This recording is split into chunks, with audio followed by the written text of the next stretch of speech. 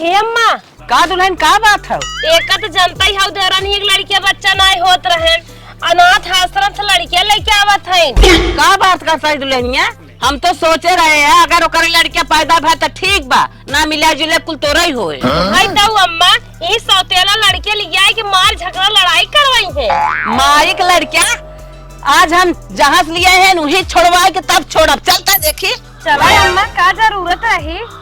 चल देखी। चला करे हैं जहाँ से लड़के लेके आए हुए लेके जो पहुँचाओ। हम लड़के न छोड़ब, हम एके लेके आए है तेके पालब पोसब, हमारे ये जीवन साथी रहे। तो हम साथ छोड़ दे, लड़के न छोड़। करे तई अपने खून के पैदा की ओके बिना कोनो आपत्ति ना बा। देखा थई तई कैसन खाई कैसन के बा करिए के तोरे मिलत जुलत बा। चाहे करिए हो चाहे गोर हो, भगवानो करिए रहन है। अब एके लाई ले है ते हम ही पालब पोसब। आज से घर से निकल के जो हट। हाँ निकल या भले, लेकिन लड़के न छोड़ब अपन। कहो अम्मा एक पल ही पसी तब तो ही से बट जाए। तई पगलान है लड़के रख के कुछ आ नहीं गई बे। चल ओकरे पहले लड़के के मान नहीं आओ। चल चल चल चल देखी अबई अबई ले भाग चली।